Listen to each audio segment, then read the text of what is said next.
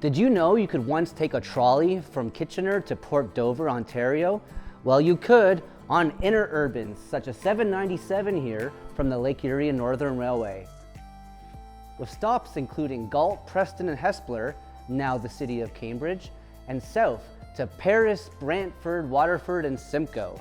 Last day of passenger service was April 23rd, 1955. You can learn more by visiting our museum, the Halton County Radial Railway, located at 13629 Guelph Line near Milton, Ontario. We'll see you here soon.